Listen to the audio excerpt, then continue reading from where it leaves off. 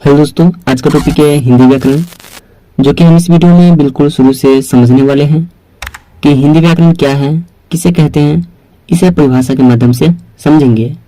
व्याकरण को कितने भागों में बांटा गया है, वे कौन कौन से हैं, इस वीडियो में जानेंगे और समझेंगे। तो बिना देरी के हुए चलते हैं टॉपिक पे। तो टॉपिक है हिंदी व्याकरण।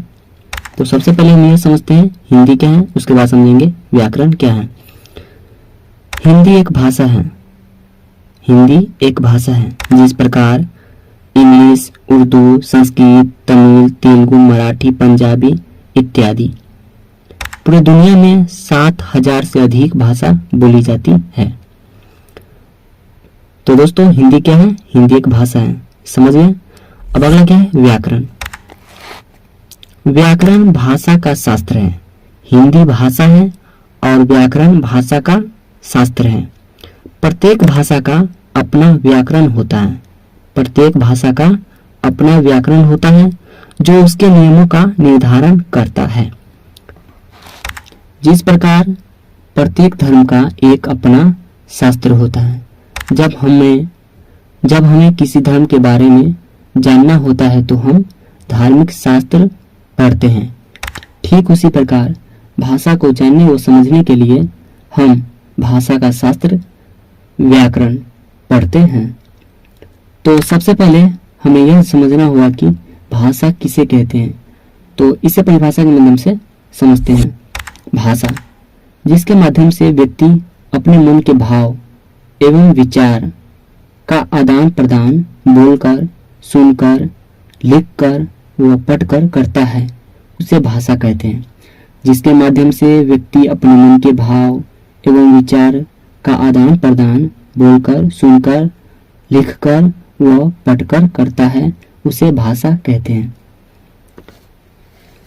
जैसे होगा दोस्तों, हिंदी, अंग्रेजी, उर्दू, संस्कृत, तमिल, तेलुगु, मराठी, गुजराती इत्यादि।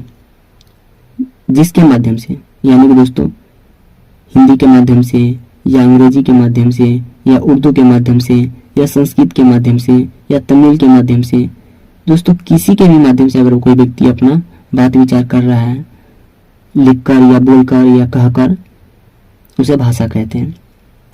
दोस्तों भाषा के मुख्य 2 अंग होते हैं। भाषा के कितने अंग होते हैं? तो भाषा के मुख्य 2 अंग होते हैं। पहला मौखिक भाषा और दूसरा लिखित भाषा। यानी कि दोस्तों भाषा का प्रयोग 2 तरह से किया जाता है। मौखिक भाषा यानी कि दोस्तों बोलकर, और दूसरा होता है लिखित भाषा यानी कि लिखकर। हम भाषा का प्रयोग 2 तरह से करते हैं, पहला बोलकर और दूसरा लिखकर। तो पहला क्या है दोस्तों? मौखिक भाषा। भाषा के मुख्य 2 अंग होते हैं। 2 अंग में पहला है मौखिक भाषा और दूसरा है लिखित भाषा। तो पहला क्या है? मौखिक भाषा। इसे परिभाषा के माध्यम से समझते हैं। मौखिक भाषा जब कोई व्यक्ति बोलकर अपने मन के भाव एवं विचार का आदान प्रदान करता है, उसे मौखिक भाषा कहते हैं। और दूसरा क्या है दोस्तों? लिखित भाषा। जब कोई व्यक्ति लिखकर अपने मन के भाव एवं विचार का आदान प्रदान करता है, उसे लिखित भाषा कहते हैं।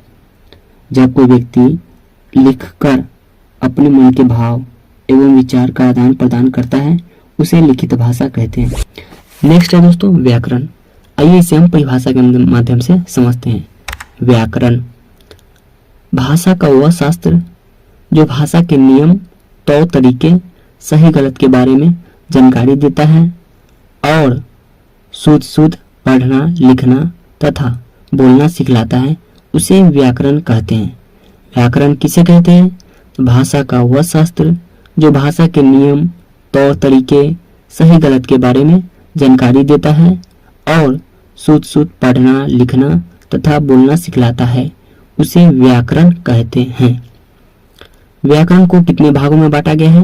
तो दोस्तों व्याकरण को 5 भागों में बांटा गया है। पहला है वर्ण विचार, दूसरा है शब्द विचार, तीसरा है वाक्य विचार, चौथा है चिन्ह विचार और 5वां है छंद विचार। पहला क्या है दोस्तों? वर्ण विचार। इसके अंतर्गत वर्ण के विभिन्न पहलुओं पर विचार किया जाता है। दूसरा है शब्द विचार। इसके अंतर्गत शब्द के विभिन्न पहलुओं पर विचार किया जाता है। तीसरा है वाक्य विचार।